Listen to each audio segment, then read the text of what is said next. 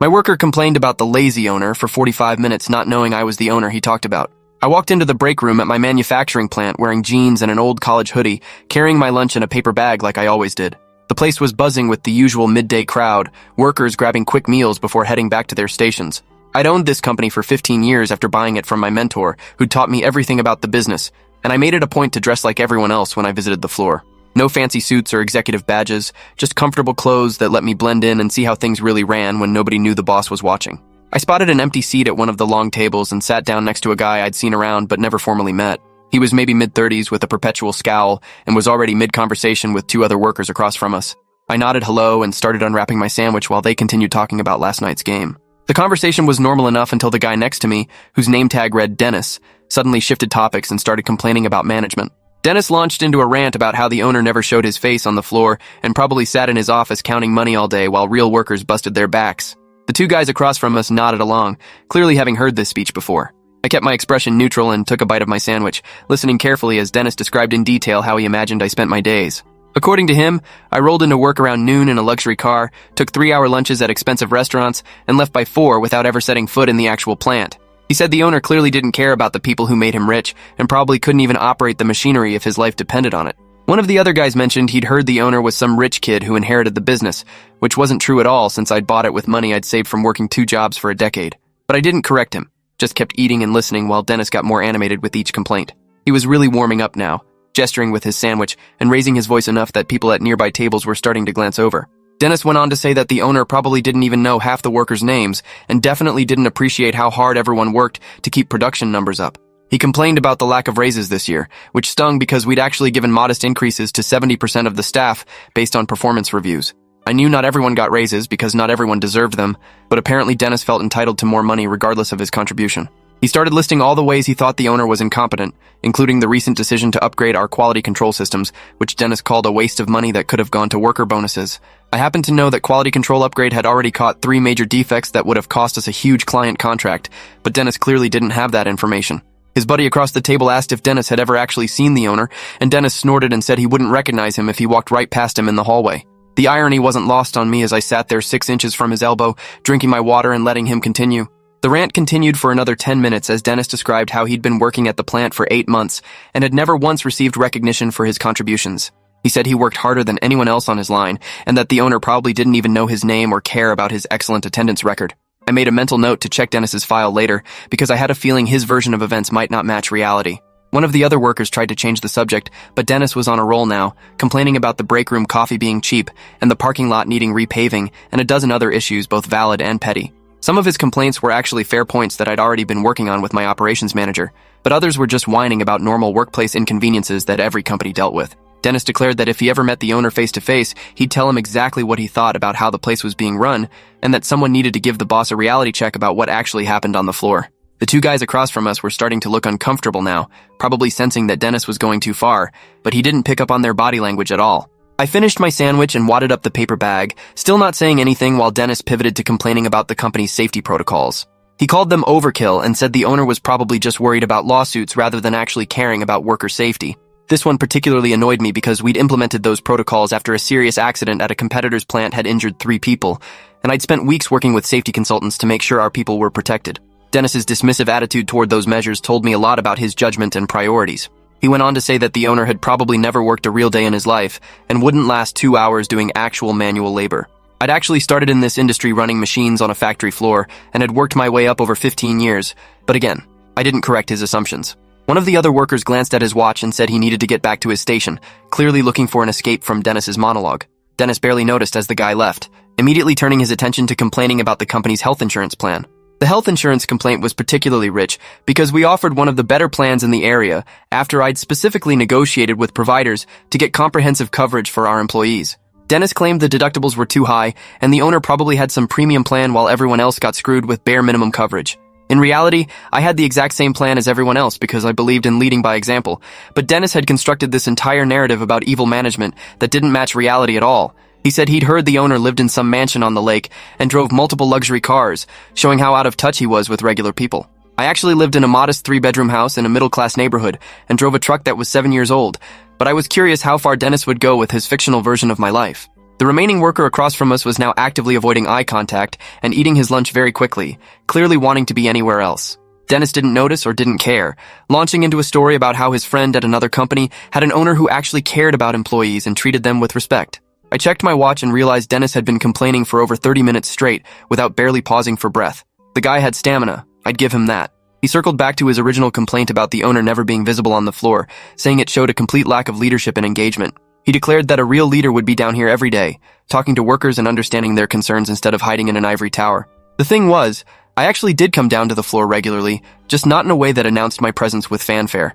I believed you learned more by observing quietly than by having everyone put on a show because the boss was watching. But Dennis had apparently never noticed me during any of my previous visits, which said something about his awareness of his surroundings. He moved on to complaining about the production quotas, calling them unrealistic and proof that management didn't understand how the work actually got done. I knew for a fact those quotas were based on careful time studies and were consistently met by most of the workforce, which suggested the problem might be Dennis's efficiency rather than the standards themselves. The last worker at our table finally gave up on his lunch and excused himself, leaving just me and Dennis sitting there. Dennis barely acknowledged him leaving, too caught up in his complaints to notice he'd lost his audience except for me. He started talking about how the owner probably got his job through connections rather than merit, and how that's what was wrong with business in general. He said people like that never understood what it meant to actually work for a living and just coasted on privilege and family money. Every assumption he made was wrong, but I let him continue, fascinated by how someone could be so confident while being so completely misinformed. Dennis said he'd been thinking about looking for another job because he didn't want to work for someone who didn't value his contributions. He asked me if I'd ever thought about leaving, and I shook my head and said I was pretty happy with my situation here. Dennis looked at me like I was crazy and said he didn't understand how anyone could be satisfied working for such a disconnected and incompetent owner. I almost laughed but managed to keep my expression neutral. Dennis glanced at his watch and swore, saying his break ended 5 minutes ago, and his supervisor was probably going to write him up for being late again. The word again suggested this was a pattern, which explained some things about his employment record. He stood up and grabbed his trash, still muttering about management and how unfair everything was. I asked him casually what department he worked in, and he said he was in assembly on the B line, then asked why I wanted to know. I shrugged and said I was just curious since I was relatively new and trying to learn everyone's names and roles. Dennis snorted and said good luck with that since there were over 200 people in the plant and management didn't care enough to know any of them anyway. He walked off toward the production floor, leaving his complaints hanging in the air like a bad smell. I sat there for another minute, finishing my water and thinking about everything I'd just heard. Some of his complaints were valid concerns I should address, but most of it was just uninformed griping from someone who'd rather blame others than look at his own performance. I gathered my trash and headed toward the administrative wing, nodding to workers I passed in the hallway. Several of them greeted me by name, which contradicted Dennis's claim that I was invisible and unknowable. I made my way to my office and found my operations manager, Claudia, waiting with the weekly production reports.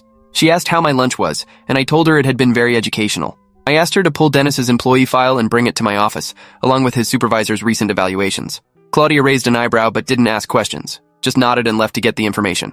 While I waited, I pulled up our HR system and looked at Dennis's record myself. He'd been hired 8 months ago, like he said, and his attendance was actually decent with only 2 absences. But his performance reviews told a different story than the one he'd been selling at lunch. His supervisor had noted multiple times that Dennis had a negative attitude and frequently complained about assignments rather than just doing the work. His production numbers were consistently in the bottom 20% of his team, and he'd received 2 verbal warnings about extended breaks. Claudia returned with a physical file and sat down across from my desk. She said Dennis had been on her radar for a few weeks because his supervisor had been documenting issues in preparation for a potential performance improvement plan. She asked if something specific had happened, and I told her about the lunch conversation, giving her the highlights of Dennis's 45-minute monologue about what a terrible owner I was. Claudia winced and said she could guess where this was going. I asked her to set up a meeting with Dennis and his supervisor for later this afternoon, and to make sure Dennis understood it was mandatory. She nodded and said she'd take care of it, then asked if I wanted her to sit in on the meeting. I said yes because I wanted a witness to whatever conversation we were about to have. Claudia left to make the arrangements, and I spent the next hour reviewing Dennis's complete file, including his original job application and interview notes. Nothing in his background suggested he'd be a problem employee, but clearly something had gone wrong since he'd started. The meeting was scheduled for 3 o'clock in the small conference room near my office. I arrived a few minutes early and found Dennis's supervisor, a veteran employee named Russell, already waiting. Russell had been with the company for 12 years and was one of my most reliable managers, someone who knew how to balance pushing for productivity with treating his team fairly. He asked if this was about Dennis, and I confirmed it was. Russell sighed and said he'd been afraid this was coming because Dennis's attitude had been getting worse over the past few months. He said Dennis seemed to think the rules didn't apply to him and that he deserved special treatment despite his mediocre performance. Russell had tried coaching and direct feedback, but nothing seemed to get through to Dennis, who always had an excuse or blamed someone else for his shortcomings. Claudia arrived with Dennis a few minutes later, and I could see the confusion on Dennis's face when he realized he was being led to a meeting with people he didn't recognize. Russell, he knew, but Claudia and I were strangers to him despite the fact that I'd sat next to him at lunch just a few hours ago. Dennis sat down across from me looking annoyed and asked what this was about because he needed to get back to his station. Russell started to speak, but I held up a hand and said I'd take this one. I introduced myself by name and title and watched Dennis's face go from annoyed to confused to absolutely horrified as he realized who I was. The color drained from his face and his mouth opened and closed a few times without any sound coming out. I let the silence hang there for a moment before saying I'd had a very interesting lunch today where I'd learned a lot about what one of my employees thought of me and my leadership. Dennis started stammering out an apology, but I cut him off and said I wasn't interested in apologies right now. I was interested in facts. I asked him to tell me about his performance over the past 8 months, and specifically why he thought he deserved recognition when his numbers were consistently at the bottom of his team. Dennis's stammering got worse, and he looked to Russell for help, but Russell just sat there with his arms crossed, waiting for Dennis to answer the question. I walked Dennis through his performance record point by point, contrasting what he'd said at lunch with what his file actually showed. He'd claimed he worked harder than anyone else, but his production numbers said otherwise. He'd said he had perfect attendance, but he actually had 2 absences and a pattern of extended breaks. He'd claimed he never got recognition, but I could see from his file that Russell had given him positive feedback on the few occasions when Dennis actually performed well. Every complaint Dennis had made about being undervalued fell apart when confronted with documentation of his actual performance. I asked him if he could explain the discrepancy between his perception and reality, and Dennis just sat there looking at his hands. Finally, he mumbled something about how the quotas were too high, and he was doing the best he could. I pointed out that 70% of his coworkers had no trouble meeting those same quotas, which suggested the problem wasn't the standards. Russell added that he'd offered Dennis additional training multiple times, but Dennis had always refused, saying he already knew how to do the job. I moved on to Dennis's complaints about me personally, the ones where he'd painted me as some lazy, disconnected rich kid who'd never worked a day in my life. I gave him a brief summary of my actual background, including the 2 jobs I'd worked to save up money to buy this business, the 15 years I'd spent learning every aspect of the operation, and the regular floor visits where I observed and listened without announcing myself. I asked Dennis if he remembered ever seeing me on the floor before today, and he shook his head. I said that was interesting because I'd been within 20 feet of him at least a dozen times over the past 8 months, but he'd been too busy complaining to his coworkers to notice. Dennis looked like he wanted to disappear into his chair. I told him that some of his complaints at lunch were actually fair points that I was already working to address, like the parking lot and some of the break room amenities. But the way he'd presented those concerns, wrapped in personal attacks and false assumptions, made it impossible for me to take him seriously as someone who wanted to improve the workplace. I asked Dennis why he'd stayed with the company for 8 months if he was so unhappy, and he didn't have a good answer. He mumbled something about the job market and needing the income, which was honest at least. I told him that I understood not every job was a perfect fit, and that sometimes the best thing for everyone was to part ways. Dennis's eyes widened, and he asked if I was firing him. I said I was giving him a choice because I believed in treating people fairly, even when they'd been trash-talking me for 45 minutes straight. Option 1 was a performance improvement plan, where he'd work closely with Russell to bring his numbers up to acceptable standards and fix his attitude problems. The plan would last 90 days, and if he couldn't meet the clearly defined goals, his employment would be terminated. Option 2 was to resign today with 2 weeks of severance pay and a neutral reference that simply confirmed his dates of employment. I told him to think about it for exactly 5 minutes and then let me know his decision. Dennis sat in silence for those 5 minutes while Claudia checked her phone and Russell stared at the wall. I could see Dennis's mind working, probably calculating his finances and job prospects against the humiliation of staying here after everything he'd said. When the 5 minutes were up, I asked for his decision. Dennis cleared his throat and said he'd take the severance package and resign. I nodded and told Claudia to draw up the paperwork. I asked Dennis if he'd learned anything from this experience, and he finally made eye contact with me for the first time. He said quietly that he'd learned not to judge people based on assumptions, and that he should have focused more on his own performance instead of criticizing others. I told him that was a good start, and that I hoped he'd take those lessons to his next job. I also told him that despite everything, I didn't wish him ill, and hoped he'd find a position that was a better fit for his skills and attitude. Dennis nodded and thanked me, which seemed genuine even if it was motivated by wanting to leave with the severance intact. Claudia escorted Dennis to HR to complete his exit paperwork, while Russell stayed behind. Russell said he was sorry he hadn't dealt with Dennis's attitude problems more aggressively earlier, but I told him he'd documented everything properly, and that was what mattered. I asked Russell to share the story with his other supervisors as a teaching moment about the importance of maintaining professionalism and not making assumptions. Russell agreed and asked if I wanted him to address Dennis's complaints about me with his team. I thought about it and said yes, but to keep it factual rather than defensive. Let them know that I do visit the floor regularly, that I do care about working conditions, and that I'm always open to constructive feedback delivered through appropriate channels. Russell said he'd handle it and left to get back to his shift. I sat alone in the conference room for a few minutes, thinking about the whole bizarre situation. Part of me was angry at Dennis's disrespect, but another part understood that he'd constructed a narrative to explain his own dissatisfaction without having complete information. Later that afternoon, I called a brief meeting with my management team to discuss what had happened and what we could learn from it. I told them the full story about Dennis's lunch rant and the subsequent meeting and asked for their honest feedback about whether there was truth in any of his complaints. My production manager said that communication from leadership could always be better and that maybe I should consider more visible floor walks instead of trying to blend in. My HR director suggested we implement more regular town halls where employees could ask questions and raise concerns directly. My CFO pointed out that we'd had good financial results this quarter, and maybe we could accelerate some of the facility improvements that employees had been asking for. These were all good suggestions, and I told them to start working on implementation plans. I wanted Dennis's complaints, even if poorly delivered, to result in positive changes that would benefit everyone. That was the difference between destructive criticism and constructive feedback, and I wanted my team to understand that distinction. Over the next few weeks, I made a point of being more visible on the floor, introducing myself to workers who didn't know me and having brief conversations about their roles and concerns. The reactions were mixed, with some people seeming nervous about talking to the owner and others appreciating the direct access. I implemented monthly town halls where anyone could ask questions, and while attendance was sparse at first, it gradually improved as people realized it was a safe space for honest dialogue. We accelerated the parking lot repaving and upgraded the break room coffee to a better quality brand, two of Dennis's minor complaints that were easy wins. I also worked with Russell to identify high performers who deserved recognition, and we implemented a quarterly awards program with small bonuses for top achievers. None of these changes were earth-shattering, but they showed that I was listening and responsive to legitimate concerns. Several workers mentioned that they'd heard about what happened with Dennis, and while the details were probably garbled through the rumor mill, the general message had gotten through that talking trash about the owner to a stranger might backfire spectacularly. I never saw Dennis again after that day, but I heard through the grapevine that he'd found another job at a smaller manufacturing plant across town.